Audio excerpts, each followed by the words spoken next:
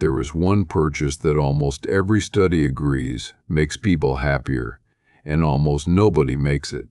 It is not a thing. You cannot park it in the driveway or wear it on your wrist. What you buy is time, your own time, handed back to you. And the strange part is that the people most able to afford it, the careful ones who saved for 40 years, are very often the last people on earth who will let themselves do it. Tonight, I want to gently talk you into it. So let me start with the useful part, because it is simpler than it sounds, and you could act on it this week. Buying time means paying someone else to do the hours you do not want, so that those hours come back to you to spend on something better. That is the whole idea. The yard you dread. The 2-hour round trip you make out of habit. The cleaning, the repair, the errand that eats a Saturday. Each one has a price to hand off, and most of us never once stop to ask what that price actually is, because we were raised to do it all ourselves. Now I want to show you that this is not indulgence. It is one of the best supported findings in the whole study of money and happiness. In 2017, a team of researchers published a paper with a plain title, Buying Time Promotes Happiness. They looked at more than 6,000 people across the United States, Canada, Denmark, and the Netherlands. And the people who spent money to save time on services that took a chore off their plate reported greater satisfaction with life than the people who did not, even at the same income. Then they did the part I like best, because it settles the argument. They took working adults and gave them a small amount of money, around $40, on 2 different weekends. One weekend they were told to buy themselves a thing, the other weekend to spend it making some time. The same people were happier on the weekend they bought time than on the weekend they bought an object.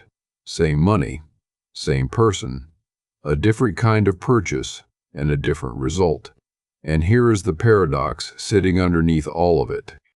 As people around the world have grown richer, they have not felt more relaxed about time. They have felt less. The richer the country gets, the more its people report a kind of time famine, a constant sense of not having enough hours. Money went up and the feeling of time went down, and hardly anyone thought to use the one to buy back the other.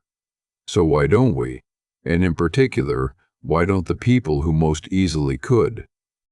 This is the part I most want to say to the careful savers watching, and I say it with real respect, because I am one of you.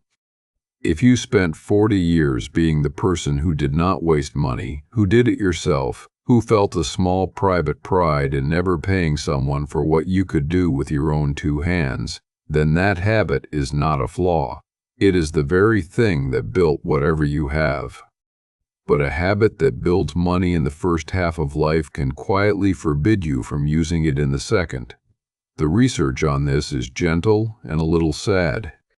When you look at people who spent a lifetime saving, a large share of them, roughly a third by some measures, say it simply feels wrong to start spending what they worked so hard to accumulate, not because they cannot, because the reflex that got them here does not have an off switch. They kept the discipline long after it finished its job, the way you might keep tensing a muscle years after the weight was lifted off it. I am not going to stand here and give you a formula, because that is not what this channel does, and it is not what you need. What I want to offer instead is permission and a change of view. The money you saved was never the goal. It was always a tool, and the whole point of the tool was to give you choices later. This is later. You are standing in the season the saving was for. So let me make it concrete, because at our age, buying time is not glamorous, and it should not be. It looks like paying the teenager down the road to do the yard you have done for 30 summers, and using that Saturday morning for something your knees will thank you for. It looks like a cleaning service every second week, so the home you love stops being a list of jobs. It looks like paying for the drive you dread instead of white-knuckling it in the dark. It looks like letting a professional handle the repair you would have wrestled with for a weekend and reading a book instead. None of it photographs. None of it impresses anyone. Every bit of it hands you back hours you will otherwise never see again. Let me tell you about a man I knew, because he is the reason I feel strongly about this. He was 70, careful his whole life, the kind of man who could tell you the price of everything and quietly disapproved of waste. He had more than enough. And every week he drove 90 minutes each way to a specialist appointment, gripping the wheel, exhausted by the end of it, because paying for a car to take him felt like something only helpless people did. His daughter finally arranged it for him without asking. And the first week he was driven, he arrived rested. He read the whole way there, and he told me, almost embarrassed, that it was the first time in years he had looked out a window on that road and simply enjoyed it. He had the money the entire time. What he did not have was permission, and it took someone who loved him to hand it over. I do not want you to need that.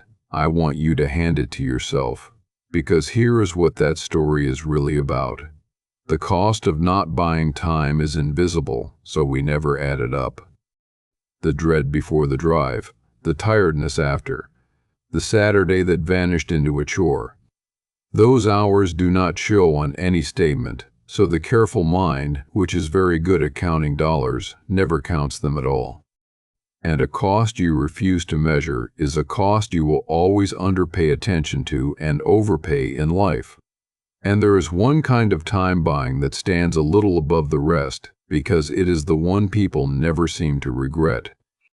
Ask anyone in their 70s or 80s what they are glad they spent money on, and they almost never name a possession. They name a trip, a summer, a long table with the whole family around it. Time bought and time spent with the people you love turn out to be the same purchase, and it is the only one that keeps paying you back for the rest of your life, in memory, long after the money itself is gone. Somebody in the comments of a video very much like this one once wrote that they spent a little money traveling right after college, and decades later they still think about that trip. That is the return. It does not show up on any statement, and it never depreciates. Now let me give you the reframe I actually want you to keep, the one underneath all the rest. You have two accounts. One of them, the money, can go down and come back up. You have watched it do exactly that several times across your life. You can earn more, the market can recover, a windfall can arrive.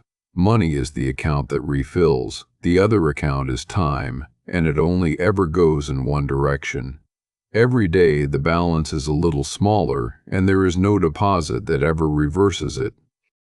No amount of the first account can add a single day to the second. But, and this is the whole episode in one sentence, the first account can quietly buy back the quality of the days that remain in the second. That is the only exchange rate that matters at this stage of life, and almost nobody uses it. You spent your working life turning your time into money, 1 hour at a time, and you got good at it. That was the right skill for that season. The skill for this season is the opposite one, and it is harder for you precisely because you were so good at the first. Turning money back into time, into mornings that are yours, into afternoons with the people who will remember them, into fewer chores standing between you and the parts of your own life you actually wanted. The careful part of you kept the money safe all these years, and I am grateful to that part, and so should you be. But it has done its job. You are allowed to let the other part have a turn now. The part that knows a Tuesday afternoon with a grandchild is worth more than almost anything you could leave in an account for someone to find later. So here's what I would like from you tonight. Tell me in the comments about 1 hour you would most like to buy back. One chore, or one drive, or one obligation you would hand to somebody else tomorrow if you gave yourself permission. And if you have already done it, tell the rest of us what you did with the time. For the careful saber reading those comments, still not quite able to let go, your example will do more than anything I could say. Take care of the quiet things, and the quiet things will take care of you.